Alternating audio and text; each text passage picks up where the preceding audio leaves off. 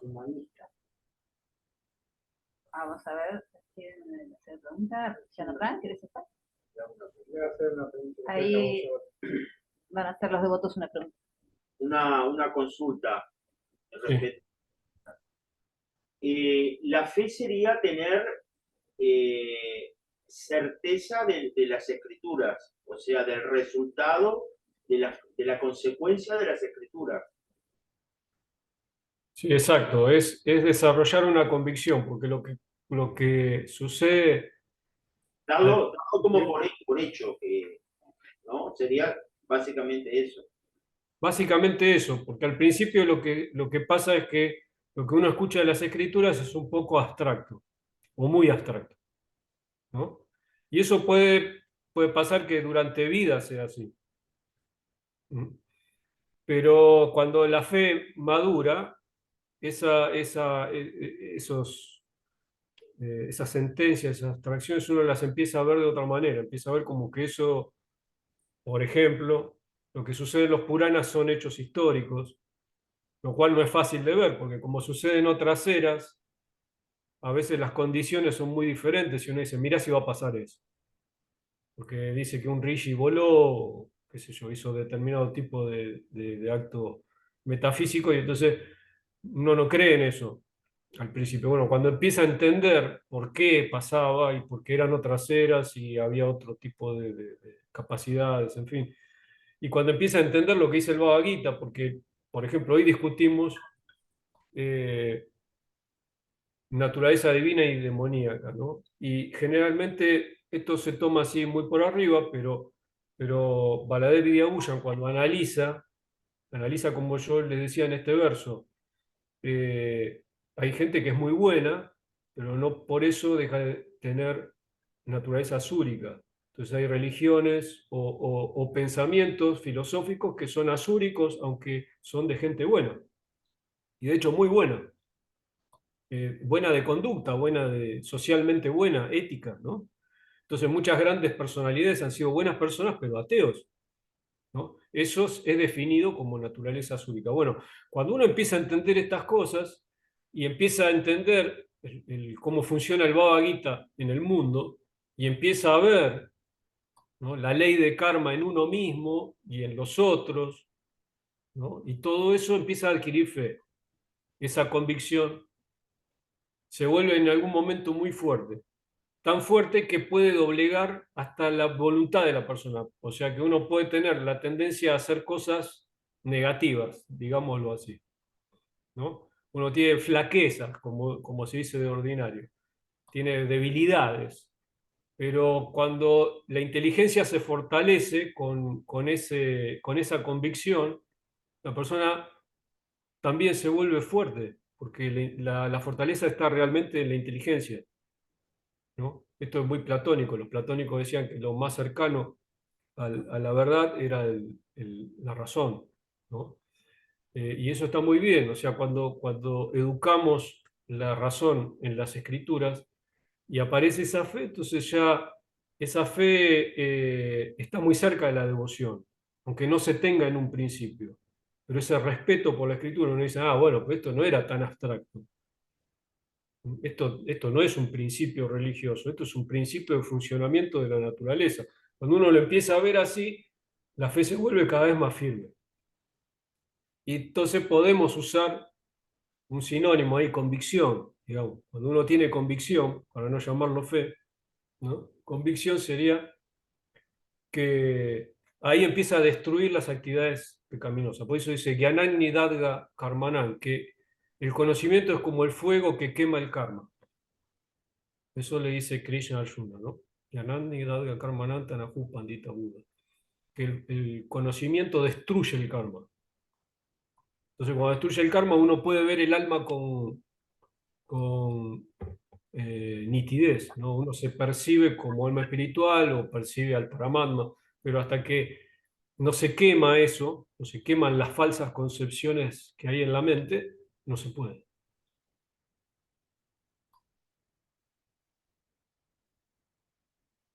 ¿Vas a preguntar? Sí, ahí voy. Te quería hacer una consulta. Siguiendo con lo del tema de poder salir de este ciclo de nacimientos y muertes, pero ya había tenido entendido de que también el tener un maestro espiritual, si uno no ha llegado a volverse puro del todo para elevarse, salir de este rueda de samsara, el maestro espiritual presenta a este discípulo ante Krishna y dice, él viene conmigo, una cosa así, ¿no?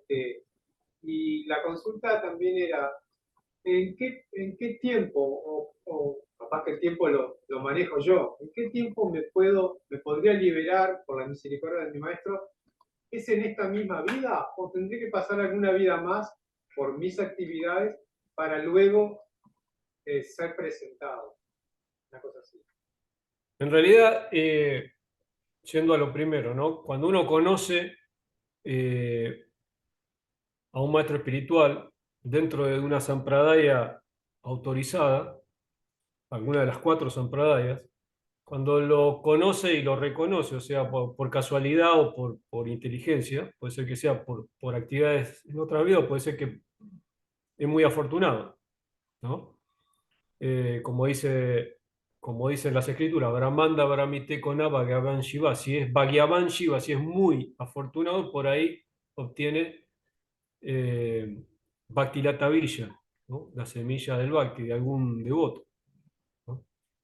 Pero sea como sea, si se encuentra con eso, lo que uno obtiene es lo que se llamaría segundo nacimiento. El segundo nacimiento es un poco metafórico porque en realidad uno no deja el cuerpo, pero en un sentido más profundo no es tan metafórico, porque cuando la persona empieza a practicar, si obtiene, digamos, firmeza en la práctica, se produce lo que el Bhagavatam discute así, dice, Sharayati asuyako shanigirnan analuyata. Dice, el cuerpo sutil, el cuerpo mental se disuelve, como la comida se disuelve en el estómago, ¿no? Entonces, eh, para, para llegar a Krishna uno tiene que volverse puro, ¿no? Ahora, cuando uno es iniciado por un maestro espiritual, lo que obtiene es una garantía. Obtiene la garantía de que, bueno, a partir de ahora tiene garantizado liberarse, ¿no? Obtener devoción por Krishna, obtener ese conocimiento, porque le da a uno el derecho. La cultura védica, por ejemplo, para practicar vida espiritual se necesita una autorización. Esa autorización en nuestro sistema, que no es védico, es el Pancharatrika, la da el gurú. Esto no es un dato menor. Por ejemplo, ¿qué fue? El jueves pasado creo que fue Kadashi, el jueves, ¿no? El jueves pasado fue Kadashi. La historia asociada a ese Kadashi, hay muchas historias puránicas asociadas, no la voy a contar toda, pero involucra que un rey, el rey Mandata, que es muy conocido en la cultura védica, porque era muy poderoso, el rey Mandata hizo muchos sacrificios y era muy piadoso, muy buena persona. Ahora, no tenía pecados en esa vida ni en las anteriores, pero empezó a haber todo tipo de desgracias en el reinado de... No llovía, había sequía, no había comida, qué sé yo, cosas así. Entonces Mandata dijo, no sé qué pasa, porque claro, esto era Satya Yuga, la primera era, y él se autopercibía por una persona santa prácticamente. Y decía, yo no tengo ninguna falta. Y los sabios de la corte de él le decían, sí, nosotros no encontramos falta en tu persona. O sea que si el rey se comportaba correctamente, no podía pasar nada. Eso es válido para Satya Yuga, no tanto para Kali, ¿eh? O sea, en Satya Yuga, las actividades piadosas inmediatamente producían un efecto positivo y las pecaminosas inmediatamente un efecto negativo, incluso las mentales. El mal pensamiento podía producir efectos negativos. En Kali Yuga todo eso cambia, porque nosotros pensamos cualquier cosa, somos completamente, en ese sentido somos, bueno, muy inferiores, ¿no? Pero en esa era así. Entonces, como no sabía qué hacer, agarró una carroza ahí, una cuadriga, y se fue con con un séquito buscando a los grandes sabios que vivían en las afueras y llegó al Arran de Angira Muni. Y Angira Muni le dice, sí, efectivamente no tenés actividades piadosas, pero hay un Shudra en tu reino que está haciendo austeridades. Esa es la causa de las miserias. Entonces, bueno, la historia sigue, pero lo importante acá es que, ¿por qué que un Shudra hiciera austeridades estaba causando tanto problema? Porque no tenía autorización para hacerlo. Porque en el sistema védico no lo tiene. El Shudra no puede hacerlo. Entonces, no es esto una restricción por nacimiento, porque discrimina porque nació Shudra. Porque se entiende que eso es Antarakarana, o sea, la naturaleza que obtuvo como resultado de las actividades pasadas, le permite solo ser Shudra. Y eso es que en las vidas pasadas, por ejemplo, fue pecaminoso, ahora tiene que purificarse en el cuerpo de Shudra. Pero purificarse significa hacer servicio dentro de la protección de las otras clases sociales y no hacer austeridades y penitencias como lo haría un Kshatriya o un Brahmana, o incluso algunos Vaishyas, que en el Karmakanda tienen sistemas de austeridad. Entonces, se necesita autorización para practicar y estudiar los Vedas, o sea, que el maestro espiritual le da a uno autorización para estudiar las escrituras. Si no la tuviéramos, no podemos. Menos en Kali Yuga, porque en Kali Yuga prácticamente todos somos Shudras y somos. Kalau Shudra Sambhava significa eso. En Kali Yuga todos nacemos Shudras. Entonces, para poder estudiar las escrituras y de hecho entenderlas, necesitamos autorización. El guru eso es lo que da. Cuando uno adquiere fe en un Vaishnava, por ejemplo, adquiere fe en Srila Prabhupada, adquiere derecho inmediatamente al estudio de las escrituras. Porque la iniciación tampoco es que tiene que haber un acto efectivo, sino que es fe, ¿no? Cuando adquiere fe en el Vaishnava, nosotros somos todos seguidores de Vaishnava, tratamos de seguir a Vaishnava, ¿verdad? Entonces, al tratar de seguir a esa gente especial, tenemos permiso para estudiar las escrituras. Después depende de nuestros esfuerzos. La segunda parte de la pregunta es en cuánto tiempo, si se puede definir como tiempo, ¿no? Bueno, claro, ¿cómo encontrar un tiempo? Eso es muy subjetivo, no se puede. Pero yo una vez, cuando hace muchos años, cuando era brahmachari y vivía en un templo, le pregunté a Charyapad más o menos eso. En una clase de Srimad Bhagavatam le pregunté así, se tarda bastante, está bien lo que pienso, yo, más o menos la pregunta fue formulada así, está bien lo que yo creo, se tarda bastante en llegar al nivel medio del servicio devocional. Se tarda mucho menos en de ahí llegar a la devoción pura. Esa es la sensación que tendría, más o menos. Me parece que es más corto el camino de la mitad para arriba que de la mitad para abajo. Y a Charyapada me podía haber dicho muchas cosas, pero me dijo, sí, es así más o menos. Dice, llegar al nivel medio cuesta bastante. Pero de ahí para arriba se hace mucho más fácil. Porque la parte más difícil la pasamos. Todos los filtros están ahí, en la parte del medio para abajo. Cuando uno superó eso ya de ahí para adelante, bueno, en tiempo no se puede definir, pero digamos, estamos cerca. Entonces, por eso lo que uno tiene que tratar es de llegar a la mitad, porque de la mitad para arriba está fácil, de la mitad para abajo está complicado. Ok, gracias, Federico. Por nada, pero... No, No, pregunte. Pregunte, sí, sí. Pregunten lo que quieran, porque acá estamos De todo, de casa.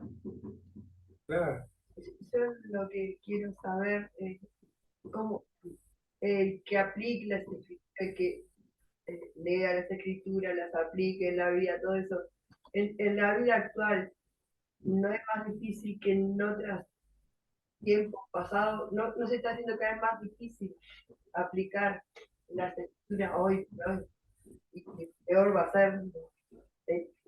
Está muy Entonces, bien el más razonamiento. sacrificado lo de ahora que lo de antes, cada vez más difícil llegar al medio. Como, ¿no? Digo, creo, no sé. Pienso. Bueno, en lo que hacían en las otras eras es impracticable ahora.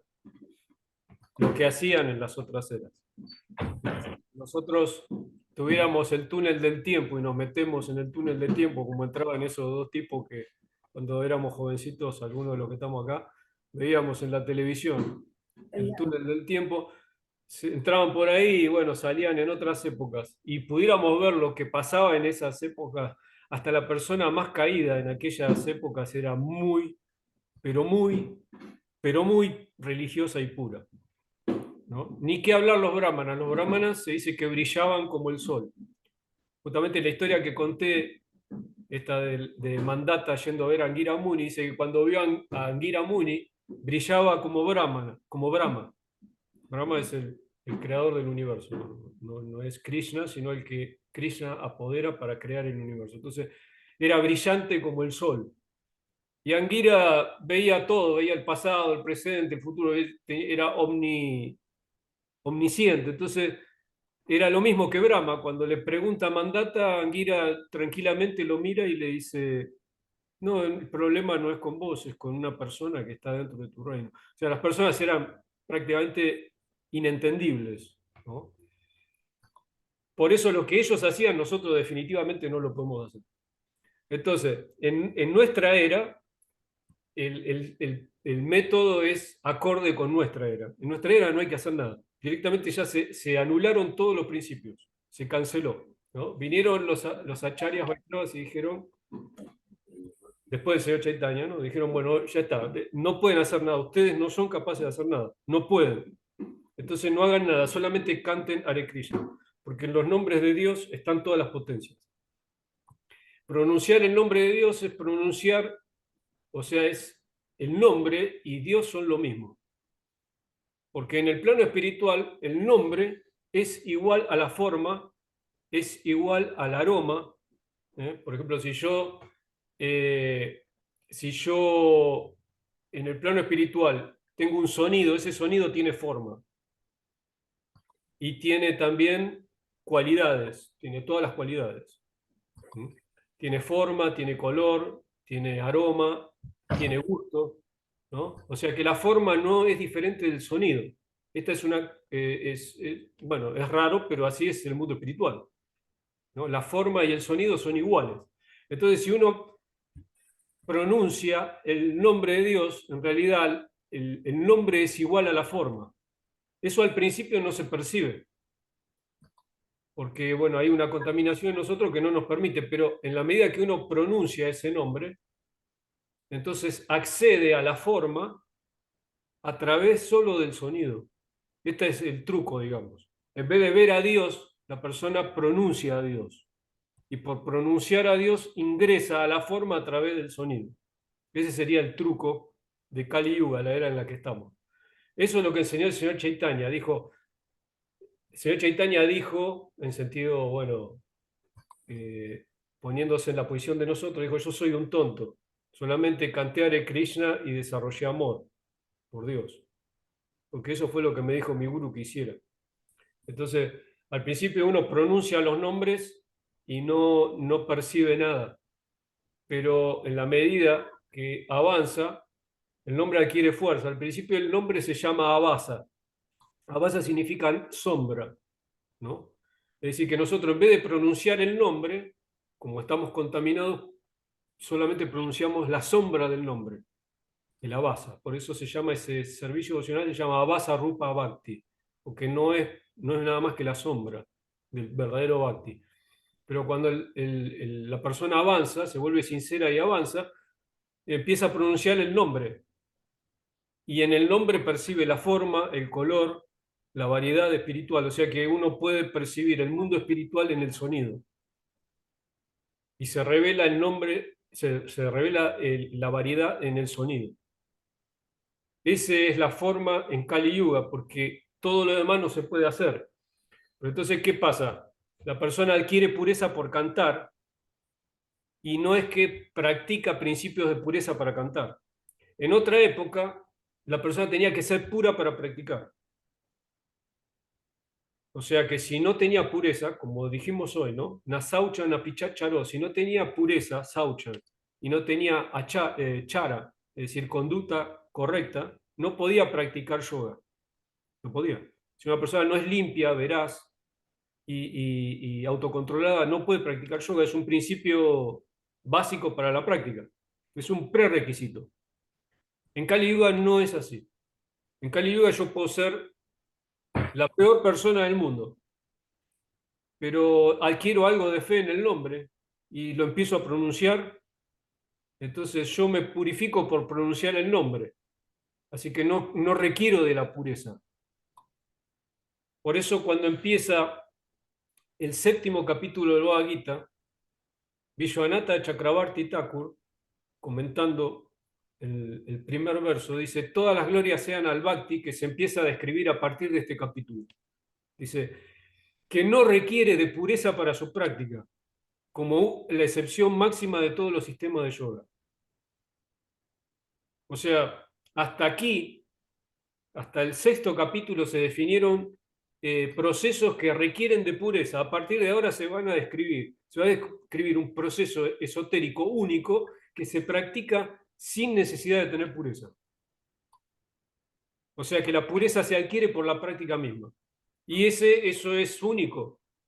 Ahora, no es que eso pasa solamente en Kali Yuga, eso pasó en todas las eras, pero era raro que alguien en otras eras adquiriera bhakti siendo impuro. Si bien era raro, no es que nunca pasó. Por ejemplo, está la historia de un cazador que se describe en el Bhagavatam, Migrari, que mataba animales y los dejaba semi muertos, ni siquiera los mataba.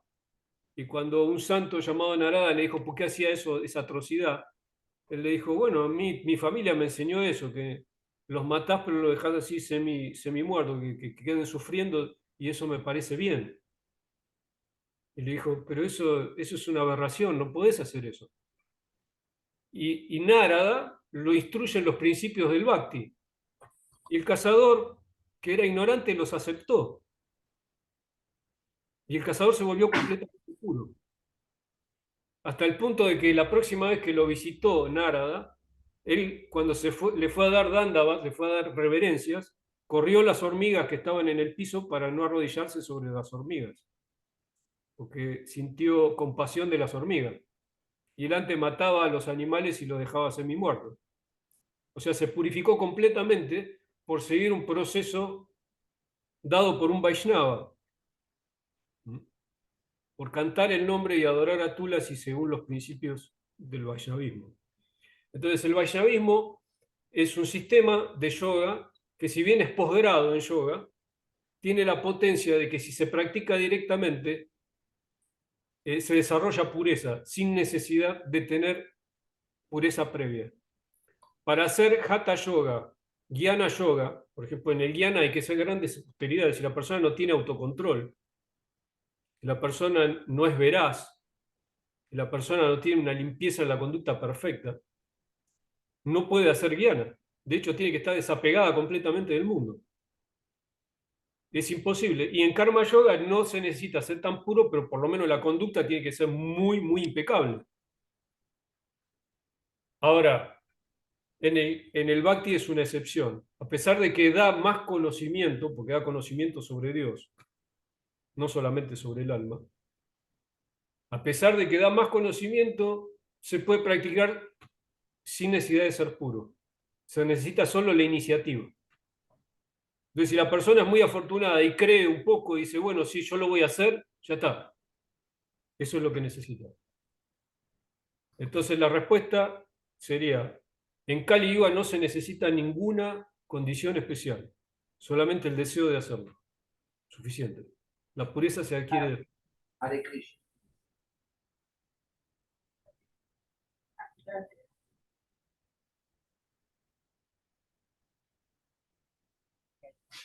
Una pregunta. Alex.